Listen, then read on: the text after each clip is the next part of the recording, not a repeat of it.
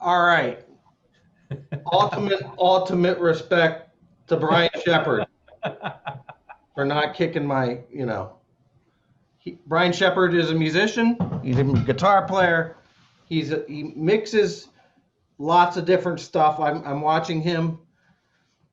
I'm watching him playing metal shred.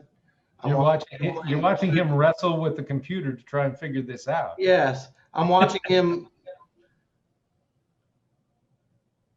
run the Boston Marathon. We are like two polar opposites in many ways. I'm lucky if I can get to this stop sign at the end of my street. You are a marathon runner. So thank you for being here, Brian. Uh, Well, thank you for even talking to me. I'm gonna give me a second to share this and think of what you're going to ask me while I do this. I'm thinking very, very hard. And as soon as this thing stops spinning on my screen, then I will see. I lost you. Did They're you? gonna have to live with it. Yeah. I'm just going back to the Zoom thing. Okay, Are you yeah. there? Yeah. All Can you hear right. me? Yeah. Again, I can see it Yeah. too. They're gonna have to figure it out. I can't do that and talk to you at the same time. Multitasking's a bitch. Especially when you're 55, man. Yeah, you old man. I can only paddle a kayak, catch a fish, Yeah, and not die all at once, and sing yeah. and play. You got more skills than I do. I can run and chew gum. I can't fish. So Coach told me that. I didn't even wear a hat because I wanted people to see that I'm not you. yeah, but I don't wear a hat because I want people to see that I'm me. See what I did? Believe me, mine's thinner than I thought it would be. Lady. But So how you doing now? Okay, so COVID really kind of like it wasn't kind to all of us. Tell us your story, like present. What is going on with you right this very instant? well, I'll start with saying this. I posted a video on my Facebook page for a reason, and it was Apollo Creed, who I put metaphorically as life, and his manager talking to him about Rocky, who metaphorically was me. And he Hmm. said, "You don't want to mess with this man. I saw you beat this man like no man had ever been beaten before. And he kept coming and he kept coming. You don't want anything to do with this man." So I'll start it with that. Okay. I want no sympathy from anybody. I got hit pretty hard. I closed my business early because I saw the writing on the wall, and it saved me a lot. It saved me a lot of money, um, and I fortunately had my home and my car and everything else, and I had a few students um, to keep me going. I closed my store. I won't say I lost my store. I closed my store and lost my teaching staff and lost about probably at that time about 80% of my students. Okay. And I didn't know what I was going to do, Hmm. but I This is what survived. you've done all your life. This is what I've done since I was 17 years old. Okay. I've had like two quote real jobs. When was the last real job? Um, 2003, I left on a leave of absence from Roxanne Laboratories, Okay. and I have no degree. I mean, I was a scrub. I was not like a doctor or anything. Hmm. Like I don't mean doctor. I mean I was not a scientist or anything. I Hmm. was a scrub working with the other ethnically different people from me, and making minimum wage Hmm. in a protective suit and a respirator and everything else, risking my life, which is one of the reasons why I will never take cancer drugs, because I made them. Okay. So if I have to wear that to protect my body, I'm not going to let you put it in my Yeah. Yeah. body. Yeah. So I guess that was the last time. Okay. I swore I was never going to, other than owning the music store, That's which a real job. That's a real job, but it's not a job you're supposed to hate because yeah, I owned a music store for 10 years. So that was, I guess that was my last real job. you're kind of what Yeah, but that's a destiny job. Yes. Yeah, that's not. We don't No, count that was a I have no choice job. That was a what the music store. Yeah, opening the music store was a I have no choice job. I got into it I was teaching at a store, and the store owner and I made an agreement that I opened a new store, and we worked together. And he was there for a year, and then he got out, and I just for the next 10 years had it myself. Okay. So So how'd you get your start in music? my grandfather was a Hank Williams wannabe Okay. in not only his playing and singing choices, but his life choices as well. Okay. And he pretty much died like Hank died, except I don't think he was in a car when he died. Yeah. So that was, and my grandmother, who he had, rumor has it he had like married and divorced her 3 times, and she was her name was Helen McMullen. I don't have to tell you the heritage, and I don't have to tell you what a Helen McMullen is like in life, but she probably was. I didn't mess with her much, I'll tell you that. Mm-hmm. She gave myself and my cousin Mark a guitar when I was in 2nd grade. He might have been in 3rd, I think. Okay. That was the beginning. So, and I remember taking it to school and putting it in my locker the first day in 2nd grade, and I got in trouble. All right. So you're causing trouble from day one. I did not mess around. Right to the. I just jumped right in, Yeah. 2 feet right into the fire. Rock and roll. That was it. Yeah. Yeah. Except I'm extremely OCD. So Right. I started practicing, and my mother will tell the story of how my grandmother, who lived next door, and ultimately when we moved down the street, the lady Carolyn, who lived next door, would come over to complain about the racket, and my mother, who was working as a single mother to raise 3 children, would be asleep in the recliner, and I'd be below her in the basement playing, and the neighbors would be hearing it, and she'd just be sleeping, and they would say, "How do you deal with that?" And she'd say, "Well, I know where he is." Yeah. Like in my old neighborhood, there was a drummer who lived on the corner, trumpet player lived in the back. I taught out of the basement. They're surrounded by musicians. Exactly. It's a healthy neighborhood. It's It's a healthy neighborhood. They're not doing really stupid stuff. the livelihood. I mean, we did a lot of. Trust me, we did a lot of stupid stuff. Don't get me wrong. Yeah. Don't misunderstand me there. I've done a lot of stupid things, but it was the musician's lifestyle. Even though it's a parallel universe, is awesome. Mm-hmm. If you don't do stupid stuff until it kills you or Mhm. until it hurts somebody else. Yes. Most of it, first of all, it's self-policing. People don't understand that part at all. Okay. Before I talked to you, I was messaging with my friend Steve Bishop, who played bass with me for a long time on the road. Had been through some, stuff I'll tell you in a minute. He played guitar in Black Oak, Arkansas with Jim Dandy. Okay. And we're friends to this day, mortal friends. It's unbelievable what the bond that is formed. Mm-hmm. And I said, I'm going to tell this story about this singer that we used to play for, and I'm not going to say his name.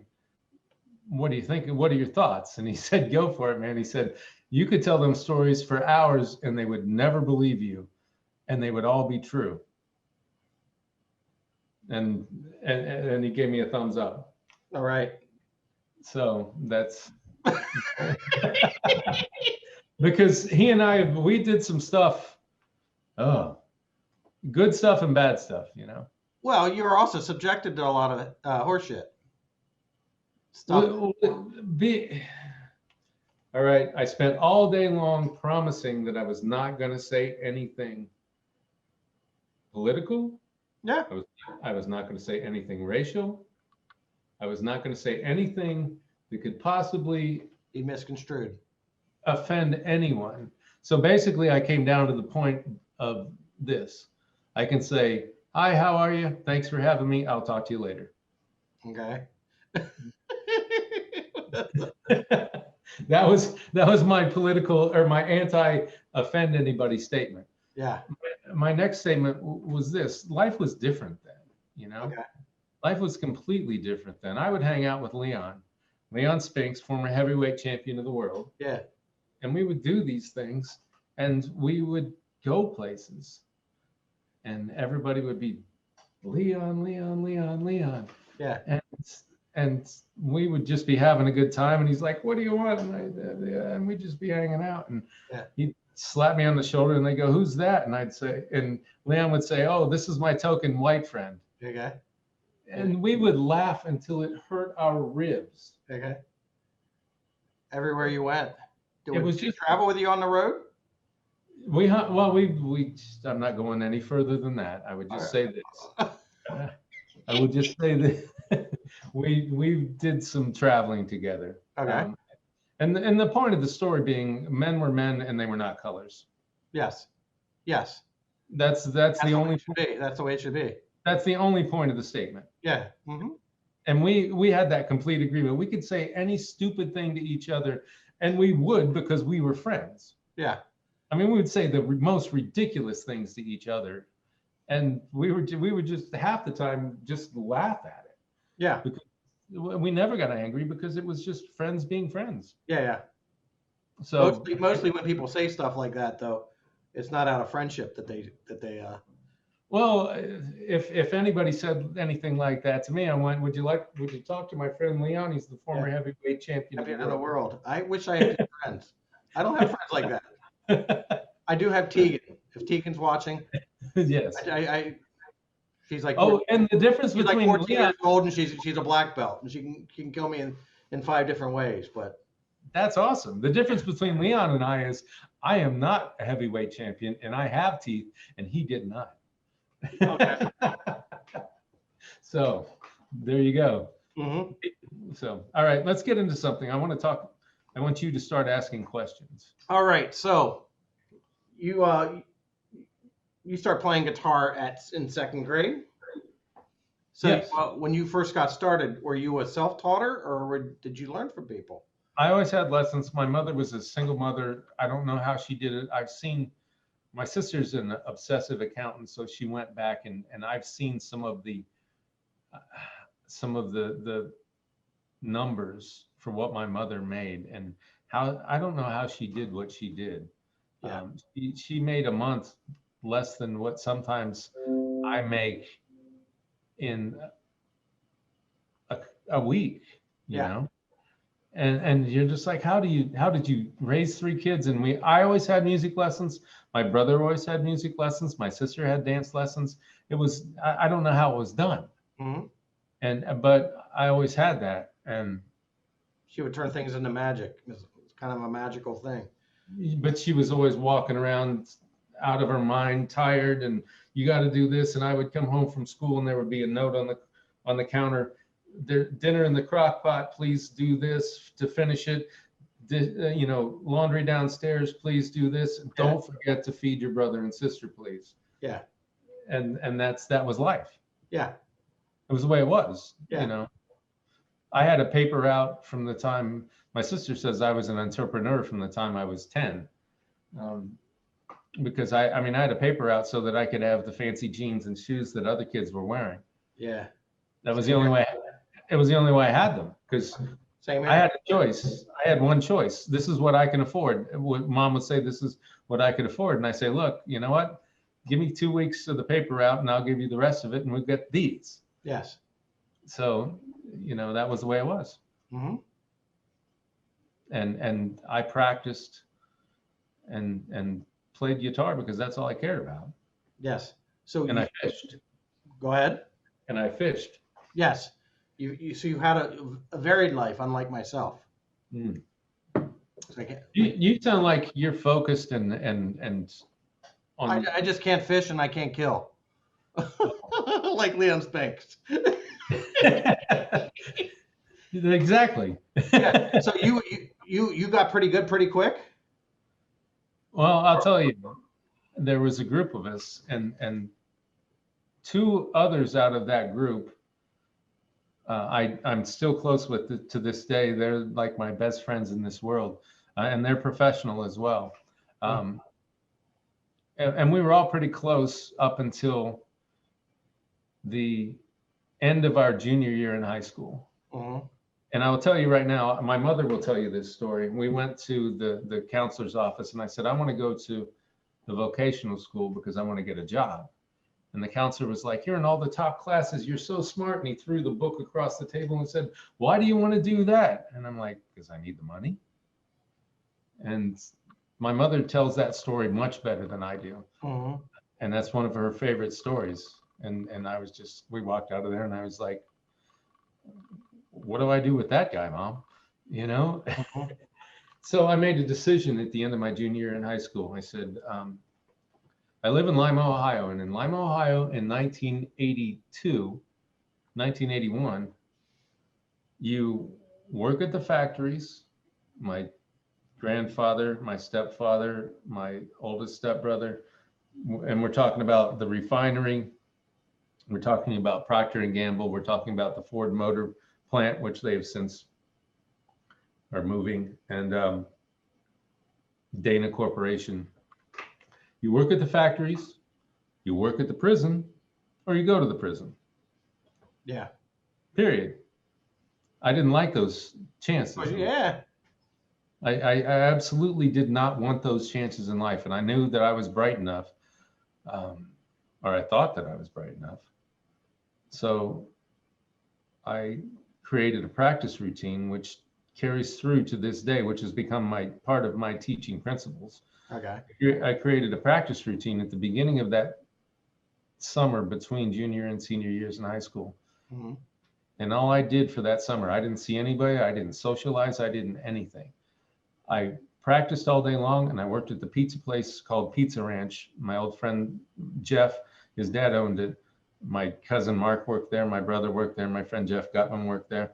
Everybody worked there. And the prisoners went there when they broke out of prison because it was across the street. But all I did was practice all day and work all night and save money to buy guitar stuff. And those guys that were with me back then, we were all kind of equal at the end of that junior year. And by the end of that practice routine, at the end of when we went back to school at the beginning of the senior year, everybody's eyes were different when they looked at me play. Mm-hmm. And I mean, it was like, and Sean, the bass player, will tell the story to this day. He was like, you know, A metamorphosis. it was like I went to the crossroads. Yeah. Well, yeah. Or like the butterfly to, you know. They were like the butterfly. It was suddenly them and myself. Yeah. And for the rest of my life, ever since right now till today, every situation I've ever been in, I've either been the best musician in the situation or equal to the best musician in the situation. And that is not because I'm lucky. That is not because it's not because I'm a prodigy. It's not because because I have natural talent. It's because I work my. Oh, you had a work ethic. I work my tail off to do it. You had the will. In other words, you want to stay out of jail. You don't want to work in a factory. You don't want to work in a jail. Right. There's incentive. Yeah. Very, very, very big incentive. Scales are a lot better than mopping a floor in a jail. Yes. I'm with you. I worked at an ice cream factory. It's like for 3 months, and that's all I needed. I stayed in college. I practiced all the time. That's it. Yeah. That's it. You don't mess around. I'd much rather. I mean, this.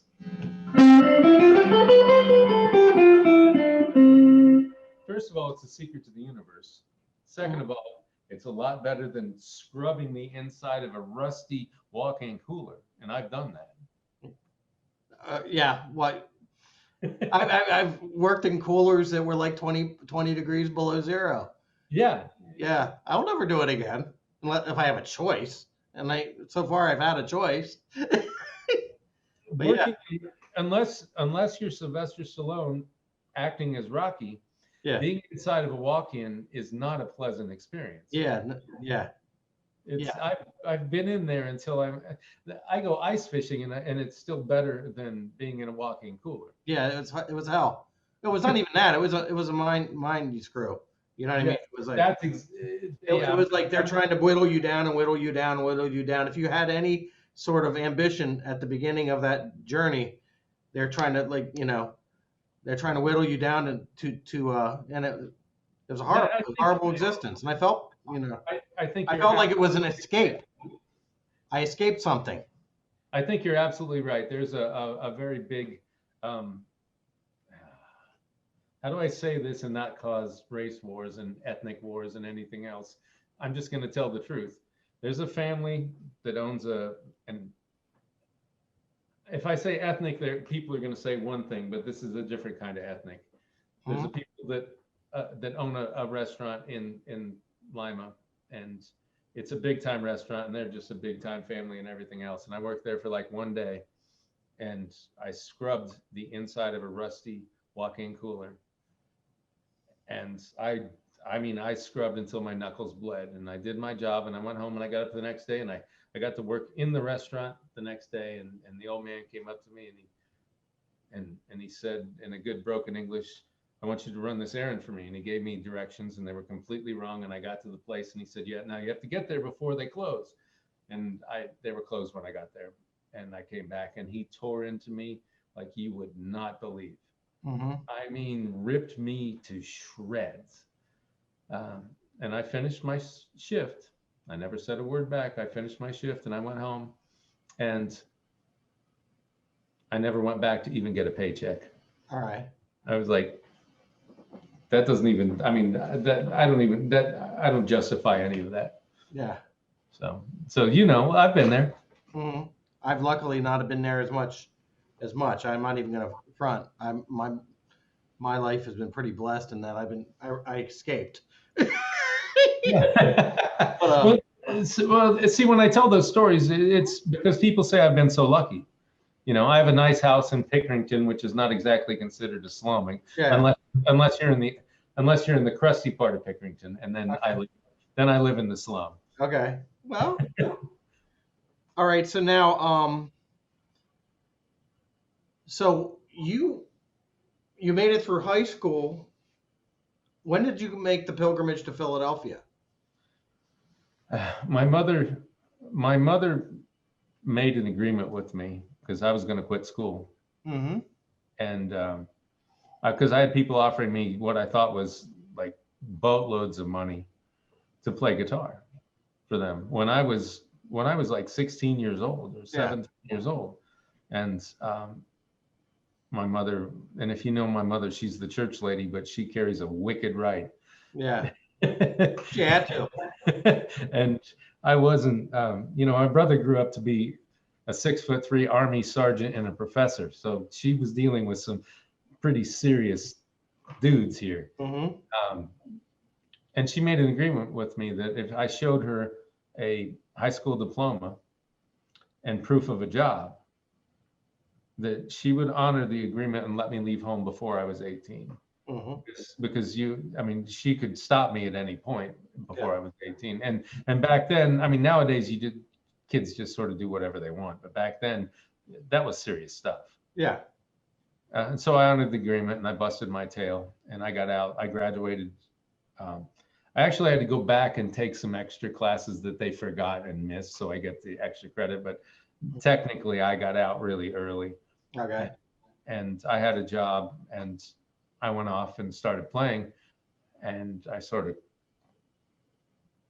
and it was great. And I sort of ended up in a situation where I was going, maybe I shouldn't have done this. And then my friend Darwin, All right. I asked you to ask me about Darwin. Yes. And not proverbial Darwin or whatever we talk about. I was hoping it was proverbial Darwin. Oh, no. It was my friend Darwin Proant from down the block. Yeah. Who's a jarhead Marine, who's Yeah. one of the greatest guys in the world. And he was in Philadelphia stationed in Philadelphia working on helicopters, Yeah. and he called me. You didn't text back then. You didn't have the internet back then. Yeah. He called me. He's like, actually, I think he left a message with my mom. Like, you got to call Darwin. Like, okay, I'll call him. He's like, dude, I just saw that. For everybody who doesn't understand what phone technology was back then, Right. We it was still a had big deal. It was kind of a big deal to go long distance. It's not an easy thing. phones had coily cords. Yeah. Yes. And you went like this, Yes. and depending on where you were, it cost you a whole boatload of money. Oh, my sister and I just had this discussion about how picking up the phone, and we had a party line with the guy next door, and hearing his personal conversations. You didn't want to do that. Yeah. Or Oh, yeah. maybe you were just like evil and you went, oh, now I got something on you. Yeah. So you didn't do that. No. So anyhow, Darwin called and left a message, and I called him back, and he's like, man, what are you doing? And I'm like, I don't even know. You know, I thought I was playing professionally, and I think I'm going to teach. I don't know. And he's like, I just saw this band. They need a guitar player. They're awesome. I'm going to drive back and pick you up and bring you to Philly. You can stay at my house, and I want you to audition. And I'm like, well, I'm not doing anything. Oh, so he picked you up from Lima, Ohio? He drove back from Philly Okay.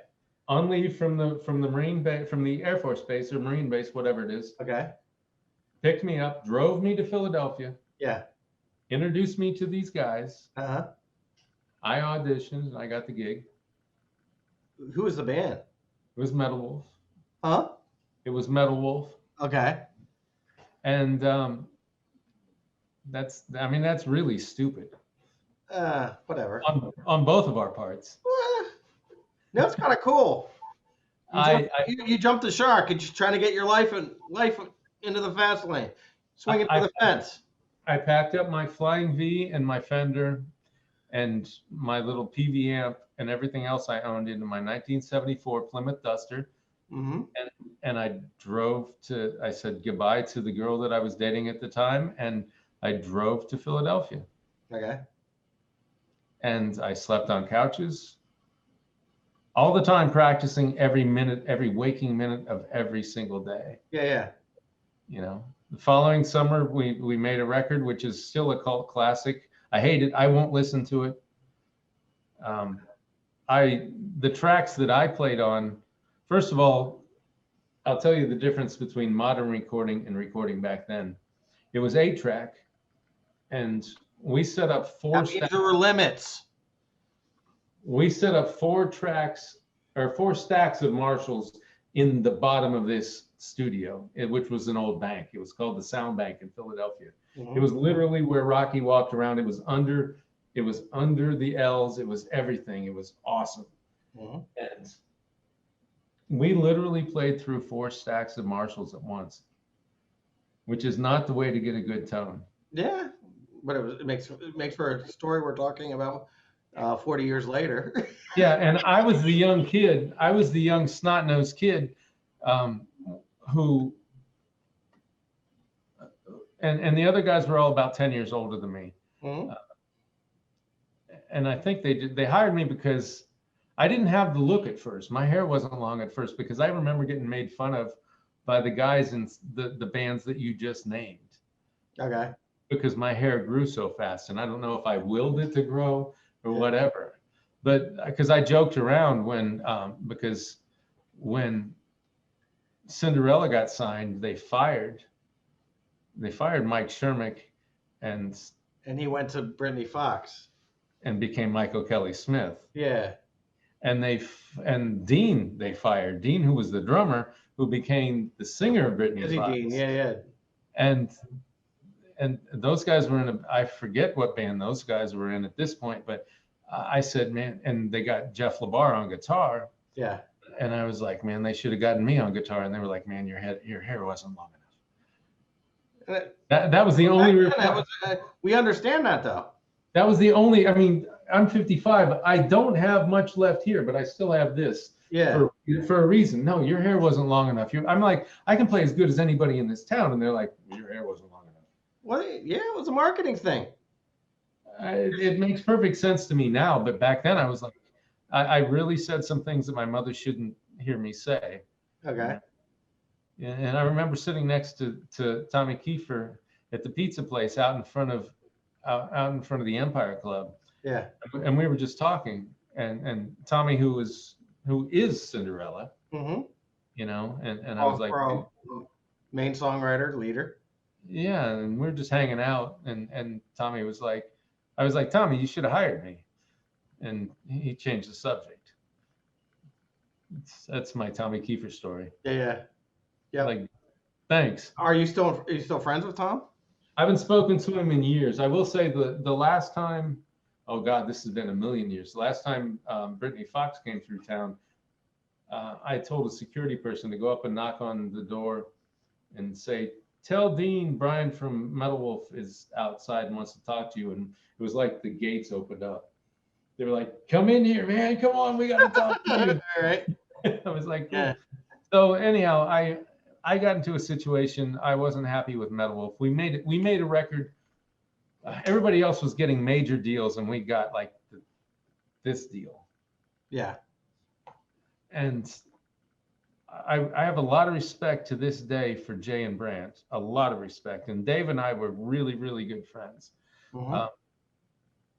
I had to sign like the death pact to even be in the band. Like I had to give up my firstborn son, and I would never ever speak of the band ever again Mm-hmm. if I left the band and everything else. Yeah. But I was struggling. I mean, I was fortunate enough to have some students. I was living in Jersey with a girl and driving across the bridge, and we had daily rehearsals, but all the money from the band was going back to the band and nothing was coming out of it. And Mm-hmm. to their credit, I mean, Jay and Brent had a vision. They were going to do it this way. Yeah. And no matter how bad our fallout was, they had a vision, and I respect that. But I had a vision too, and I had things to accomplish. Yeah. I was going to be a great guitar player, Mm-hmm. and they were going to keep this young kid that they had saddled under their wings until the end of time. Yeah. So they thought. And it came to a point on Christmas. See, New Year's night and Christmas night were always great gigs back in the day because I'll tell you why. Because people come home to their parents' house and they see their brothers and sisters, and all of a sudden grandma and grandpa are watching the kids, and they see their brothers and sisters, and they're like, we're home and we can cut loose, and grandma and grandpa are going to watch the kids, and we have no responsibilities, and we're sick of family time. And so they all go out on the night before Thanksgiving, and on the night of Thanksgiving, and on Christmas Eve, and on the night of Christmas. They always do. Those are great gigs. Yeah. Uh-huh. Because the people are escaping their lives. Yeah. So we played the Empire Club to another record crowd. Cinderella actually, Metal Wolf held the record, huh? Is that where they got signed? That was the Empire Club was on the Boulevard in Philadelphia. You got to remember, young kid from Ohio going to Philly, and I get there and there's this road that has 6 lanes in each direction. Mm-hmm. I'm from a kid that has like 2 lanes is brilliant. Yes. That's what you're used to. Yeah. I'm like, if we have 2 lanes, this is good, because there are still to this day bridges in that place where you have to wait for the horse and buggy to come over before you go over. And I go to this place and there's 3 lanes, a divider, 3 lanes, a divider, 3 lanes, and a divider. And I'm like, holy crap, what am I doing here? Mm-hmm. That's an exaggeration. I haven't gone into the part about my dad living in New York, but I will. I mean, I had experienced New York City, but not to that amount. Mm-hmm. And suddenly I'm living in Philly, and I went out there fearlessly because I believed in my guitar playing. Mm-hmm. So well, good for you. I didn't have. Good for you. And everybody there became a star. Everybody, but that anybody was there. My ultimate heroes were Georgie Rumble and. Of course. And I was going to ask you, were you hip to him? George, was I hip to them? I ended up, think about this. Oh, Kelly James and Georgie Rumble were my ultimate dudes. Yeah. They would put white contacts in, and they would throw their Les Pauls to each other in the middle of a solo. The Dead End Kids were I know. they were everything. What Cinderella would do when you see the guitar spinning? Oh, I'll tell you about They learned that from Georgie Rumble. Give me a minute, because Georgie and I would sit on the couch, and back then I smoked, and we would just sit. Everybody smoked. It was just a thing. Yeah. You know, we would sit on the couch and smoke, and Georgie would tell me about, you know, some of these guys hit pitch harmonics, and they hit the wrong one, and he was that brilliant. Yeah. And Kelly would sit there, and Kelly would be like, "Man, I just want to feel the burn." Like, back off, Kelly. Yeah. I mean, I hung with those dudes. Yes, I knew those dudes. Yeah. Anybody that didn't know the Dead End Kids, they missed something. And Kicks in their heyday, you know, that whole deal. Yeah. That whole Philly deal. And I'm like a teenager around this. Well, that's my tribe. Like, you know? Kicks are from Hagerstown, Maryland. That is they were huge rock stars where I'm from. Well, Damage would put his guitars into the shed. Theoretically, he would put the guitars into the shed out back and light a bunch of cigarettes underneath them so that it would smoke his guitars. Really? Yes, that was the legend of Damage. Mythology. Yeah. Yes. Yeah. So no, I actually hung with how do I say this and be polite? Georgie once had a girlfriend who was very prominent in the rock and roll scene, and I would end up with her, but Georgie and I still hung out after that. So I don't know how to say that. Yeah. That was a different time. Yeah, I don't know how to explain that. Yeah, it was a different time. I didn't connive under Georgie's nose. Yeah. But I'm like, you know, and I won't say that I ever walked around going, "Oh, I'm Georgie Rumble." I never did that. I was always Bryon Shepherd. Yeah. So that's that. So you spent your time in Philly. Then what happened then? I see, again, going back to the whole thing about telling stories that people would never believe. Like, you would never have believed that story if you didn't know me. Mm-hmm. And we really, if you didn't know that Guys verified me, Mm-hmm.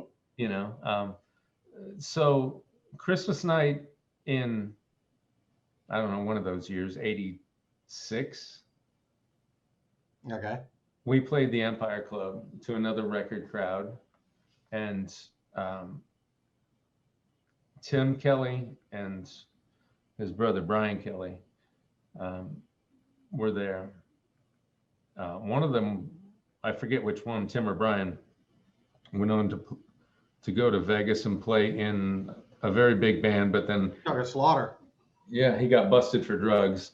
But they came up to me and they're like, "Dude, you got to come with us, but you got to turn the chorus unit down. You know, you got to join our band. We want you to be in our band, but you can't use so much chorus," because however, apparently as much chorus as I was using, and I think I got that from hanging out with Akira Takasaki from Loudness. Okay. Which, again, I don't know how much time we have here. I have 30 years of stories, so we have to make sure that we have we have to have a line here. So anyhow, they offered me a job, and I was aggravated with my band, and I quit. I was aggravated with Brent and Jay because they wouldn't let me do, not because, no, like I said, to this day, I appreciate their vision, but I had things to accomplish, Mm-hmm. and I wasn't making any money, and I didn't want to live off my girlfriend, and it was all just, it just didn't work for me. So I was frustrated. So I quit that night, and Brent they threw a tantrum. They threatened lawsuits. They did everything else. And I called my mom, and I got a flight, said goodbye to my girlfriend, and I got a flight back to Ohio, and went, okay, what the hell are you going to do now? Mm-hmm. And fortunately, I ran into some friends and there was a bar down the street, and I ran into a girl that I had known since I was like 3 years old, and we started hanging out, and we started hanging at the bar, and I got a gig, and I started playing. I mean, and the whole time I had come about a drum machine and a 4-track recorder, and I started writing, and I wrote all these songs, and I put all of this stuff that was in my head on recording, and I found my old friend Sean, the bass player, and I went down the street to the road, or to the I can't even think of the name of it right now, and that kills me that I can't think of the name of it. It's gone. The Wayside Tavern, and I hung out there like every single night of the week, and our road bands would come in there, and they would let me play my record because I was a big rock star, because I had a record, because I was in Metal Wolf, because our record had come out. Yeah. And that Metal Wolf album was all over America. Yeah, it's a cult thing right now. That's probably something I bought, like not bought, but in the record bins that I would, like in 1985, that was a record I would have seen in the bins that I was looking at. I mean, I did an interview on MMS in Philadelphia in 85, and that's where I found out about Accept, because they kept playing Restless and Wild every time they would cut to a break, and they played Restless and Wild, and I'm like, God, dude. I'm like, yeah. What is that? That's, yeah. I gotta have that. Yeah. and I was like, and I became the hugest. That's a great word, right? The hugest. Hugely. I became the biggest Accept fan. In fact, to this day, there are Udo and Accept CDs. Yes, I still use CDs, even though, because I can't figure out sync. Okay. And my car's a 14, so there's still CDs lying on the dash of my car. Yeah. And I listen to Udo when I'm going to the boat ramp to go fishing at 4:30 a.m. in the dark. Yeah. I turn Udo up to max volume, and I roll down the windows, and I pull into the boat ramp. And even though I'm an old guy, you should see the really old guys when I pull in there. They're like, Satan himself has arrived. Yeah, right. Even though I'm far from that, but it's it's awesome. So so the band that you're in Ohio, you come back to Ohio. The funniest thing about that, and then we can get into the thick and the meat of everything, was this road band comes in, and they have this Asian drummer. And I had played with Brant Sturzel, and Brant Sturzel is one of the best drummers on the planet.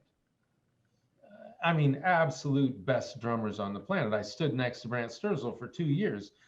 Even though we fought, I mean, I made him so mad one day that he punched his hand straight through both heads of a snare drum. I watched him do this, and he made me so mad that I was walking the streets homeless going, I don't care, I'm leaving. But I loved that man, and I respected that man. And the same with Jay Jans. I mean, those guys were heroes to me because I was so much younger, and they taught me so much.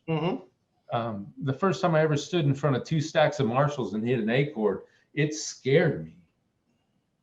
I mean, it physically terrified me. Yeah. And they're standing there laughing at me. They're like, we warned you, kid. Yeah. But you have to do this every night. And I'm like, okay, I think I can handle it.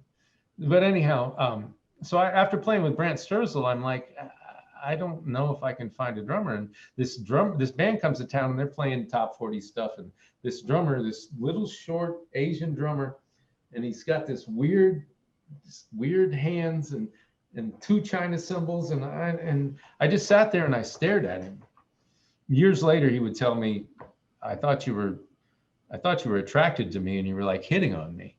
I'm like, no, dude, not at all. Yeah. So, and it turned out to be, it turned out to be Rick Martellino. Yeah. And I was like, you're going to be my drummer. And he's like, who the hell are you? Yeah, right. I said, no, you're going to be my drummer. And that was the beginning of the, I had been recording the songs and writing the songs and putting everything on cassette.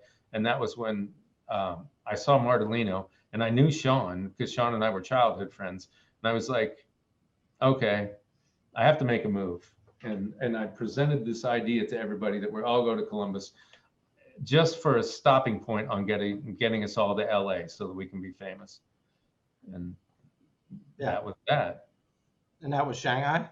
And that was the beginning of Shanghai. And we came to Shanghai, or we came to Columbus. We all lived in an apartment together. Myself, my girlfriend, her 2 children, all the band. Which girlfriend is this? I'm not saying names. That's not what I'm saying. It's not the Philly girlfriend. No, different, completely different. Yeah, it wasn't asking for names. I'm just No, that one, the one from Philly, I think actually went on to marry Michael Kelly Smith or Mike Shermick. Okay. Yes. Okay, gotcha. Okay. I think she went from. There's a long way to love.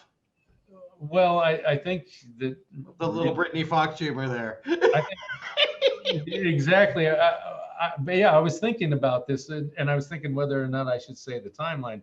But I think that one went from Jakey Lee to Akira to me to Michael Kelly Smith. So that's like falling down the ladder. Okay. So I can't verify that, and you can. How long did Shanghai? How long did they do their thing? Did you go out to LA? We never did. I made the mistake of starting to make a living, which was the end of any guy with vision or any rockers who bled. I mean, I had no problem sleeping on the street or sleeping on somebody's couch for years, but I started to make a living and started to have a family life and started to see something different. Shanghai got very successful, and I was driven, and I did everything that we could do. We had songs on national radio. We weren't really making any money, and then I got us traveling nationally, and we got to do all these gigs, and then we ended up at this, me driving a box truck with all the gear across impossible hills in West Virginia, and we ended up playing at a Chinese restaurant called the Tiki Fala in I don't even remember what state it was in. I think it was Virginia. And some of the guys didn't know the rules of the road, and they went across the street and got fast food and brought it into the restaurant and we got yelled at because of the sound company that we hired for there was too loud, and they didn't like our music, and we got fired. And even though I had an agent and we had a whole bunch of dates booked, I was like, you know what, blank this. And I took us all home, and I basically quit. Okay. I had paid for the recordings. I paid for the recordings for like 2 years after that, making installment payments for the recordings that we had done, which have still never been released. And those recordings were great. Okay. When are you gonna release them? I don't know if they're salvageable. Two of the links that I sent you were us in 2009. Sean and Rick and I got back together and were starting to rehearse that to re-record them. Okay. But then financially, I mean, because again, I was paying for it. I've always felt that if I pay for it, it's artistic. Okay. I have complete control, and I can't be controlled by, I've always hated, and that'll get to the next segment that we talk about. I've always hated anything to do with giving in and being told what to play. Because and that's one of the things about me. People have always mistaken. Going back to the beginning. They've mistaken my passion and my confidence for arrogance. Okay. It has to be this way. Well, no, it has to be this way. And I'm like, so I can't work. And we'll get into this much later, but I can't work for younger guys anymore because they know everything. And I don't like playing modern music. I did develop well, we'll get into that. So anyhow, I ended Shanghai. And I went through a very unstable point in my life, a very abusive, unstable point in my life, where Hmm. most people would have written me off, Okay. including Geese and a lot of people that will verify what I'm talking about. They would say that they gave me, they they they would not have set a timer for how long I was going to live through what I was doing to myself. Okay. Was that the time that you two were roommates? It was right around the end of. I mean, I started coming out of it when he and I started hanging, Okay. and but no, trust me, I had lost everything, and my relationship was gone, my band was gone. I had always been Mr. Positive and Mr. I'm going to kick the world's you know what, and suddenly I had nothing. Yeah. I came to Columbus, I got a teaching job at Coils, and I started being very successful at that, and I started making money at that. Yeah. And that was another thing, was like, well, just go to LA, everything will be okay. And I'm like, I'm not going to go to LA and live on the streets because I'm making X here. Yeah. Why would I do that? That doesn't make any sense. I understand that. And then you And go to LA, and then you have to pay to play. yeah, and so So you're Van Halen. And yeah, and yet I could play every bit as good as every one of those guys. Mhm. I'm not going to say I could be as influential as Van Halen or whatever, but I mean, I could play as good as anybody. Mhm. So it didn't, and that's where people mistake the confidence for the arrogance. Mhm. Because I practiced and studied, I can play, and I have the skills. I can play as good as anybody. Mhm. I mean, even today, I'm not in practice today, but I was talking to somebody the other day. I was like, you know what? It'd take me about 3-4 months to get back to world class. I might do that, but Mhm. there's no money in it because we don't know where the future is. Yeah. So I went through a real lost time, and I ran into some friends. I played in a couple of bands, and I was like, bleep this, I'm done. I'm not playing anymore. Mhm. And I would teach all day, and I would go to the pool hall all night, and I would teach all day. I ended up going to team nationals on a pool team. That's how much I was playing pool. You notice a recurring theme with everything that I do. Yeah. Yeah. You'll Is try to kick ass at it, dominate it. it doesn't, yeah, it's never just, oh, I think I'll just do this for a second. It's Yeah. I'm going to be the best at Yeah. everything. So You got a real competitive thing going on with yourself. it's never, people mistake and think that it's about them, No, right? I see it as you're competing. You have a high aesthetic of what you're capable of, and you're not really satisfied until you reach that. Exactly. And that's where they get it wrong. Because if I go, this isn't good enough, they immediately think that it's about them. And I'm like, no, I'm not stopping until we reach the peak of Everest Mm-hmm. or we die. Yeah. That's I don't know how to deal with that either. So anyhow, then I actually ran into Danny Boyd. Okay. Of drummer for Every many people. He drums for the every gods. He, everything yeah, fame, yeah. Drum for the gods. He drummed from Shock, a little bit of Shock too. everything fame. I don't even remember the show, and if you know anything about the old Newport days, uh, I was probably wandering around with a pitcher in each hand because I would go there. I would call Steinecker and get on the guest list, and then I would go in with like $15, and Yeah. I'd say, "Give me 2 pitchers," and I'd tip them $5, and I'd have a pitcher in each hand, and that would be my entertainment for the evening because Okay. that was all the money I had. Yeah. Yeah. And I would go there every show that they had, and I'm probably walking around either two or one half of one left, and Danny comes up and he's like, "Hey, dude, we should do this and that." And apparently, I don't remember being rude, but he thought that I was very rude to him. Mm-hmm. And this would go by a year or two, and then um, I knew Jim Miller, Yeah. and I knew Timmy Owings, and I knew Danny, and one of them called me and said we're looking to put together a band. And I mean, if you think of the power of that band, Mm-hmm. um, and we started rehearsing, And trust me, I did my best to screw it up all the way. And I don't mean that intentionally.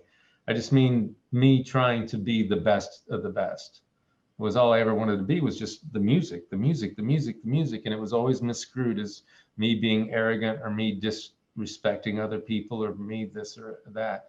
And we recorded a record that is one of the best rock and roll records that I've ever heard. And the guitar tones, and Joe Veers and I worked and bled for this. And this actually, I had done an earlier project with Joe when he first was at Sasapa and got the Neve in. And I got like one of every. Jasapa, what is that? Sasapa was a recording studio with, what's his name? JD Blackfoot, where he had all the nationals in. And I don't know the full story of it. It was just the big deal at the time. I mean, Kiss was there, Nugent was there, everything was there. And they had one of 3 Neve consoles. Like, it cost $250,000 at the time. Yeah. And like Sound City of Ohio. Yeah, Joe and I sat there with all of the greatest guitar heads on the planet, A being everything, for hours. Like, give me another cup, give me another cup. And probably back then, give me another shot. And we sat there for hours, A being everything, until I came up with the greatest guitar rig that I could possibly have. And that's what I recorded that Nurse Ratched thing with. Okay. So by the time we're at Nurse Ratched, we're at like 1995. At this point, we're in 95. And so what was musically, what was that? Was it along the same lines as everything? At this point, I had gotten really bluesy and really musical. It wasn't just the diatonic metal thing that I had done in Shanghai. At this point, I had started to get into composer mode where I was like, this is good music. Yeah. And I was just balls to the wall. This has got to be great. And I was so intense, and everybody hated me. And I was just pissing everybody off because I would do 97 takes to get myself right. And we would go to the hotel room, and Timmy and I would fight, not because we didn't like each other, but because it had been such an intense day. And we had drank an entire bottle of Beam and like 57 kicks. We used to have a drink called Kick Beam. That's another story. And it was just like, it has to, I mean, I don't know if it was me destroying the recording process or the talent of those 4 people combined. I mean, Miller's awesome. Danny Boyd's awesome. Timmy's awesome. Those four guys could work for anybody on the planet. They're that good. Yeah. And the recording that we made is one of the greatest records that nobody ever heard. You got to release it, man. What's that? You have to release it. It deserves to be released. I think they did. I don't know. I was gone because after that, I went into hiding for, I don't know, a couple of months. And then I was working for Chatfield. Do you want me to go into who he is? Mark Chaffwood, we all know who Mark Chaffwood is. Okay. He is like an icon of the Columbus, Ohio, not just Columbus, the music scene in Ohio. Yeah, when I left Coils, I called Mark and I stuttered. I was like, Mark, it's Bryon Shepard. He's like, hey, dude, what's up? And I'm like, I'm leaving Coils. Can I come teach there? And he's like, I got a room for you. I'll clean it out, And so I went to Cowtown, and I was working at retail there and teaching. And that was up on 161 beside the old billiard club. Okay. One day it's like there's no air conditioning on there. Mark's not there, and it's like a zillion degrees, and we all alternated cleaning the bathrooms. And I'm back there cleaning the bathroom, and they all had gigs. And Andy Harrison's there, Mark's there, Phil's there, the guru of guitar repair from Fifth Avenue Fret Shop, and I'm cleaning the bathroom and I'm sweating and I'm going, this is stupid. And I walk out front. I don't know what I was doing to walk out front, but I walk past the magazines. This is back when magazines had displays and everything, when they meant something. Yeah. And the presidents of the United States were on the cover of Guitar World, and they didn't even have all the strings on their guitars. And I was like, and I think I had a meltdown right there in the middle of the display floor. There were no customers there. It was like Andy Harrison and a couple of the other local guys or guys that hang out guys just like there. And I was like, this is, I'm not going to say everything that I screamed. And I said, the next bleeping call I get, I'm taking the gig. Because I wasn't playing at the time. And I was angry. I was bitterly angry. Yeah. And the next day, and this is before internet. And the next day, some guy comes in and hands me this crumbled piece of paper. I knew him, and I looked at it, and it said guitar. And I was like, oh God. And so I called it that night from my phone actually at this point, I had a wireless phone. Oh. It wasn't a cell phone, but I had I didn't have a phone number. It was actually a wireless phone in the home that I was living in. It was just on their line. Mm-hmm. Yeah. And I was renting like a 1-bedroom above my friend's house, and I had a bathroom and a bedroom. Yeah. For $250 a month. Yeah. And I called the guy, and he goes, hello. And I'm like, oh God, what am I getting into? And I said, are you looking for a guitar player? And he goes, yeah, we're looking for a guitar picker. And I'm like, God, what am I going to do? And he's like, come on by and play tonight. And I'm like, well, Bryon, you need a gig.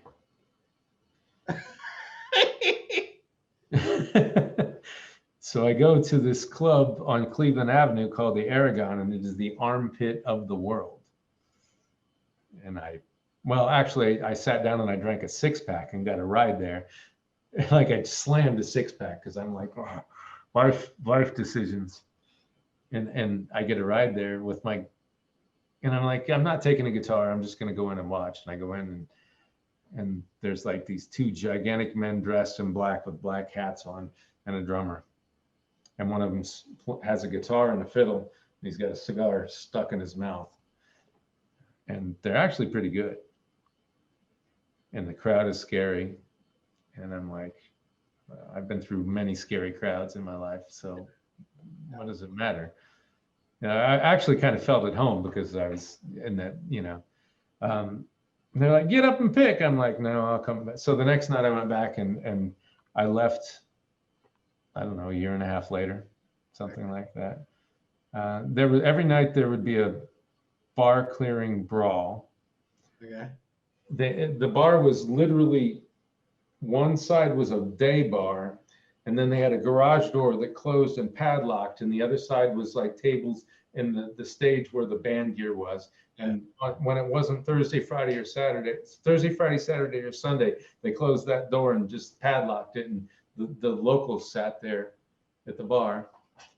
And it was quite amazing. I actually went back there like 11 years later. I came home and just for the sake of reminiscing, my friend Bones called me and said, hey, I'm gonna play the Aragon tonight. You want to come play? And I'm like, dude, really? And he's like, yeah. He's like, I'll give you $75. And I'm like, okay. I walked in to set up my gear, and the 2 guys at the end of the bar were the same 2 guys that had been there 11 years Probably earlier. the last time you played there, you were paid the same amount.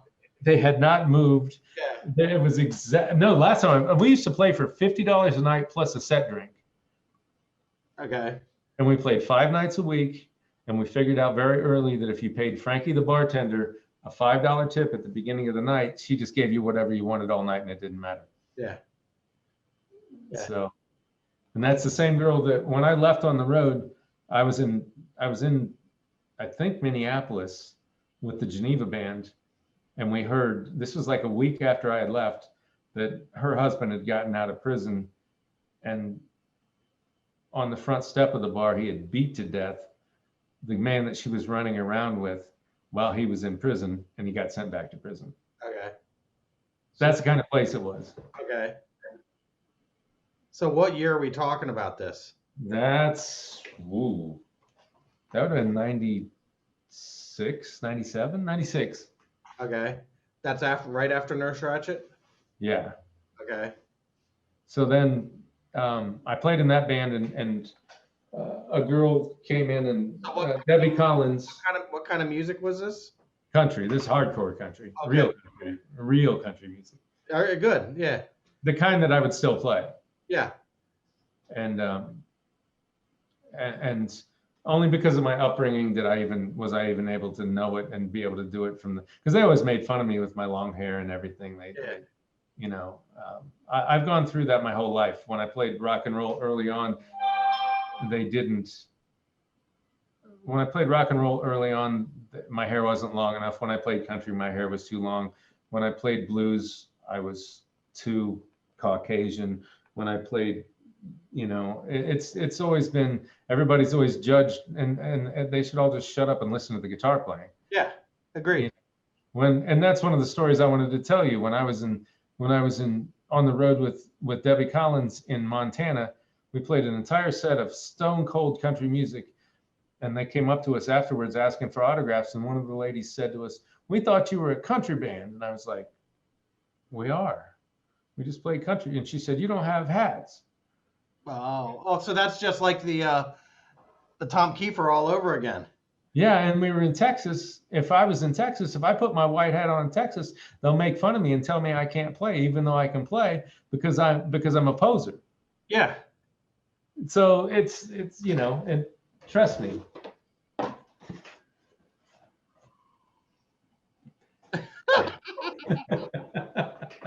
Trust me. That worked in Montana. That works in Montana. It works. I wear it around here for a reason. You know, and I started wearing it, I think, when I was with the man that we should never mention. Okay.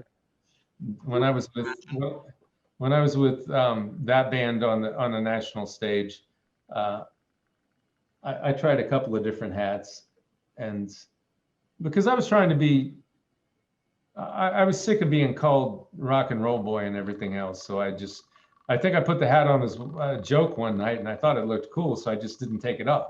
All right. I thought I put on, I know what it was. We were in Austin, Texas, playing at Willie Nelson's Picnic in 2000 in front of 60,000 people.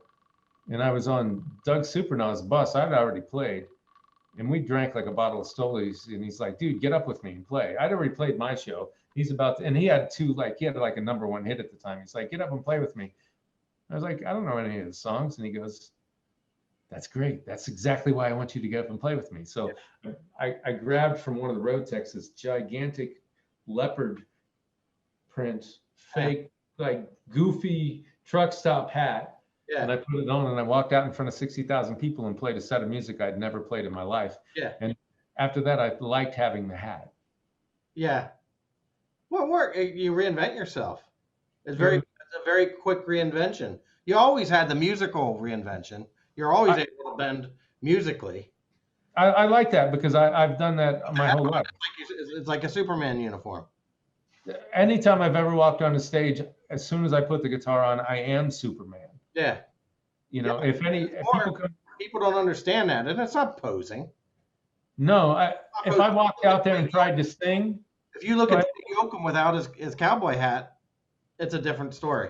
He's a skinny old bald guy. Yeah. Exactly. And Dwight's one of my absolute favorites. My friend Eddie played for him. Dwight is I have every Dwight album. I listen to Dwight. Yeah. I absolutely. Eddie Shaver and I were good friends. Do you know who Eddie Shaver was? Who's Eddie Shaver? One of the greatest guitar players that ever lived. Okay. And one of the most tragic stories that ever died. His dad is Billy Joe Shaver, and wrote everything. Yeah. He wrote, everything. If Billy Joe Shaver didn't write it, Eddie or Willie Nelson wrote it. Yeah. You know, so they're all country kind of. Yeah. When I was in that whole scene, it was really cool to understand those people and to be on stage with those people. You know, that was an eye opener. You know, when I was in Columbus, when I was young and in Columbus, people would ask me to get up and jam with them, and I'm like, I don't know the songs. And yet, when I was older and I was in the outlaw thing, people would say, get up and play. Like, our guitar player's dead. Will you play with us? And I'd be like, sure, no problem. Mm-hmm. We got to play in 15 minutes, So, I once worked for a crotchety old man who, a cantankerous, crotchety, um, controversial old man. And I won't celebrate him in any way, but I will tell you this, huh? Who goes without a name? Yeah, I won't tell anybody his name, but to tell you the difference is this. I got off the bus and I was walking into the venue, and this is like a, I don't know, 35, 40,000 seat venue, and the governor of Alabama's there and everything else. It's full, packed, everybody's going nuts. It's 15 minutes before the show. And I walked past him and he said, "Hey man." I'm like, "Hey." And like, he's not the type of person to just say hello to you. If he says hey to you, there's a reason for him saying hey to you. And I walk by and he says, "Hey man." And I'm like, "Yeah, what do you want?" And he goes, "You know that song I recorded?" And like, and he said the name of the song, and I said no. And he goes, "We're opening the show with this song." And I was like, "Great." That was my reaction. I walked off. I got on the tour bus. I put on the CD of the song. I started listening to it, and the whole intro of the song is finger-picked guitar and vocals.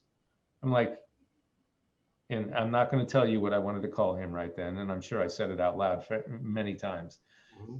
So I listened to the song for like 5 minutes, walked out, did a sound check on the guitars, started the show in front of the entire arena full of people, and I nailed it. And he came out in all of his glory, and he screwed up the vocals. And that was the band. We had like a 6-hour drive after the show because I think we were playing in Snowshoe, West Virginia, or wherever that place is. Mm-hmm.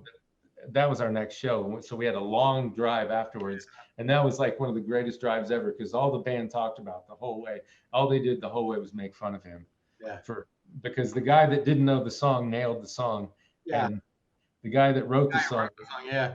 screwed it up. So, Bryon, we got to wrap this up. There's going to be a part 2 to this because we're not even closely. I knew this was going to happen, but hopefully we got some good content. We absolutely got good content, but we're not done yet. So Okay. We got more storytelling to do with you because we're at what, like 2002. We're not even to 2002. I think we're still in 2000. Well, we missed Bones and Kenny Kidd, and I asked you not to miss Bones. Okay, talk about Bones. Well, we can save that because that's a long conversation. Okay. Two of the greatest musicians I've ever known in my life, Kenny Kidd and my dear friend Bones. Bones is not with us anymore, and I should have probably told you we should talk more about Eddie Shaver, but that's that Okay, again. we'll do that. In other words, it's going to be a part 2. That's fine. Not part 3.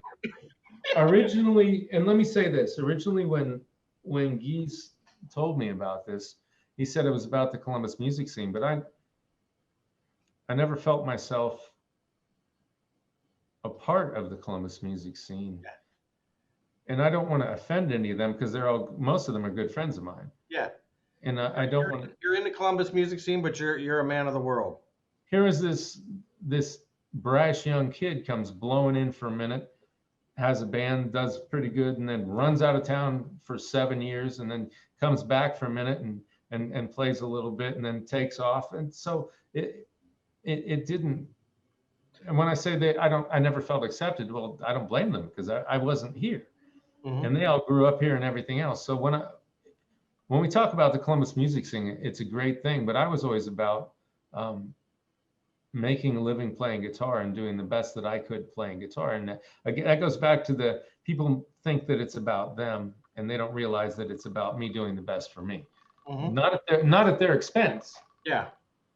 Right. It's just the way that I had to manipulate my life. Yeah. Yeah. Does that make sense to you? It does. You do. You make, as I said, you make the best choice you have at the time that you're given it. Exactly. Not always the best for the band, but it's like, you're not necessarily also going down with a ship either. I don't think I've ever done anything to be. I'll take that back. Most times in my life, I've never done anything to be deliberately wrong anyone. Yeah. So anyhow, There will be a part 2, And Thank you. Do you have any more questions before we go? I'm sure many. Okay. No, You did post a link yes, on my there will be also where there'll be a YouTube video. yeah, please do that so that everybody, because there are people texting me right now wanting to know. Uh, Boston Marathon runner. we didn't talk about bass fishing. I didn't even see a picture of me with a bass. Right. I was looking for a base. I'm like, okay, where is this? No, bass, dude, bass. Yeah. All right. Thank you so much. All right, Rod, be good. We'll talk to you.